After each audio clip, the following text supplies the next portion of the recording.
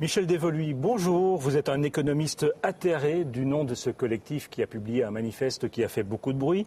Manifeste qui dénonce certains dogmes néolibéraux en matière économique. Et vous êtes aussi professeur d'université ici, à Strasbourg, où nous sommes aujourd'hui. Alors, au bar de l'Europe, je vous ai servi des murs parce qu'on peut se demander si l'Europe ne va pas droit dans le mur. Vous-même, dans votre dernier livre, vous posez la question, l'euro est-il un échec? Réponse? Bon, la réponse doit être circonstanciée. Il y a un point d'interrogation. Et ce que j'essaie de démontrer, c'est que depuis longtemps, on pouvait pressentir que l'Europe, compte tenu de son architecture institutionnelle et de sa doctrine libérale, était conduite un jour ou l'autre à avoir certains problèmes. Donc, elle ne va pas droit dans le mur, que je n'ai pas encore goûté, mais il est temps, un grand temps même, que l'on ait conscience qu'il y a des corrections radicales à faire. Et pour vous, le péché originel, c'est le traité de Maastricht, qui date d'il y a 20 ans? Oui, Pourquoi? Pourquoi?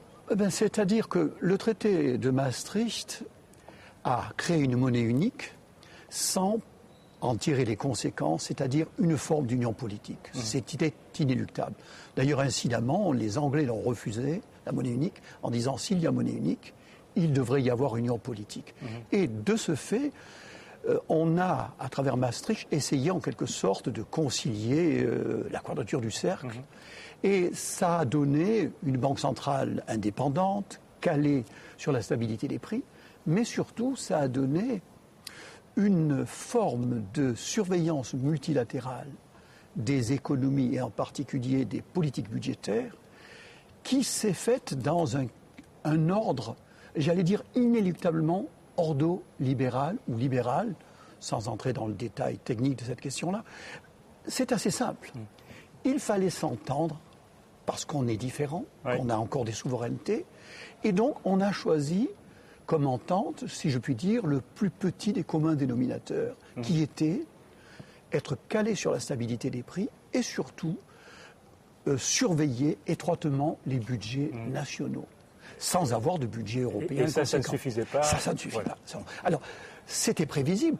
Aussi longtemps que l'Europe n'était pas confrontée à une crise grave, ça fonctionne, mais dès qu'on est devant un mur, là, il y a un problème. Alors, revenons à des questions d'actualité. Les Grecs vont voter ce dimanche. Ils vont peut-être voter à nouveau pour des partis qui refusent les plans d'austérité. C'est l'élection de tous les dangers? Ça, c'est un propos de journaliste, ne m'en voulez pas. Mais c'est une élection qui a de l'importance parce qu'elle devrait alerter les Européens sur le fait qu'un État, en l'occurrence la Grèce, ne peut pas être mis dans une situation de surveillance et de cure d'austérité sans que ça ait des conséquences. Donc, tous les dangers, non, mais il faudra être attentif à corriger sur le fond. Alors, je vous arrête parce que vous voyez des petits parasites qui apparaissent ici. Et derrière ces parasites, quelqu'un qui va vous poser une question. On regarde. Je suis Vagelis Demiz, journaliste grec, correspondant à Bruxelles, et je viens d'écrire un livre en français intitulé « La face cachée de la crise grecque ». Ma conviction est que la participation de la Grèce dans l'Union européenne depuis 31 ans, et surtout la participation de la Grèce dans la zone euro depuis 11 ans, a été marquée par une complicité, une omerta entre Athènes et Bruxelles, qui se résume par la constatation suivante. La Grèce n'était certainement pas un bon élève, mais de son côté, l'Europe n'a pas été à la hauteur des exigences. L'Europe savait, se taisait et finalement laissait faire pour en arriver à l'explosion de la dette grecque en 2009. Vu que l'Europe a fait trop peu, trop tard, je voudrais vous demander si, après les élections en Grèce du 17 juin, si la Grèce réussit à former un gouvernement stable et viable, en échange, quelle devrait être la solidarité, le soutien de l'Europe pour soulager ce peuple grec qui souffre énormément en ce moment? Réponse? La réponse, c'est une vraie solidarité européenne, c'est-à-dire cesser d'associer l'aide financière à la Grèce à la nécessité d'avoir des cures d'austérité. Donc je crois qu'il faut laisser du temps au temps et comprendre qu'il y a une double erreur. Il y a une erreur économique qui est de vouloir casser, de nécessairement casser tout rebond de l'économie grecque à travers cette cure d'austérité, mais il y a une erreur politique. On est un club, on devrait être même plus que cela, et le fait que certains jettent l'opprobre et soient les censeurs d'autres ne me paraît pas raisonnable sur le long terme. Mais ce monsieur a fort raison de souligner de manière implicite qu'en fait le projet il est politique de l'euro. Et il faut en tirer les conséquences. Alors, il y a la crise en Grèce, il y a la crise en Espagne aussi. Est-ce que le problème de la crise bancaire en Espagne est résolu depuis que l'Union européenne a décidé de faire les pompiers ?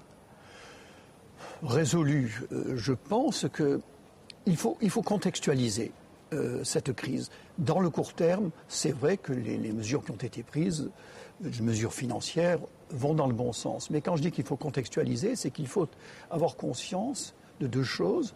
La première, c'est que l'origine de la crise, elle est quand même dans la fragilité du système financier qui a fait un peu n'importe quoi. Et donc, les problèmes de fond, sont de réguler les systèmes bancaires et financiers au niveau européen, en tant qu'entité européenne. Alors ça rejoint en fait la question d'une internaute, Myriam Lambermont de Nîmes. Pourquoi l'Espagne ne fait-elle pas comme l'Islande, qui a rejeté par référendum le sauvetage des banques privées, qui a laissé s'effondrer certaines d'entre elles, qui a jugé plusieurs banquiers pour crimes financiers et qui se porte bien aujourd'hui ? La question est difficile parce que l'Islande est un petit peu quand même dans une situation, si je puis dire, d'isolement géographique et politique différent. L'Espagne ne pouvait pas se permettre de faire ça. Non, je ne pense pas. Par contre, après tout, que telle ou telle banque assume ses difficultés financières et que ses actionnaires l'assument, pourquoi pas ? Mais donc, même si vous n'aimez pas les banquiers, il faut les sauver. Il faut les sauver momentanément, parce qu'on est dans l'urgence, mais il faut recontextualiser ce que c'est que l'activité bancaire. Et je serais un peu radical en disant qu'une activité bancaire, c'est au fond un bien public au niveau d'une collectivité, parce que ce que font les banques se déverse sur l'activité réelle, on l'a bien vu. Et donc, il faut recadrer le système bancaire en désegmentant les banques, en isolant les activités purement spéculatives. Et là, ce serait un bel enjeu de le décider au niveau européen. Très brièvement, on pourrait se passer de l'euro ? Non. Écoutez, l'euro, d'abord, il faut avoir en tête que s'il n'y avait pas eu l'euro, la crise que l'on a subie aurait été sans doute plus violente et on aurait eu des crises de change très disruptives.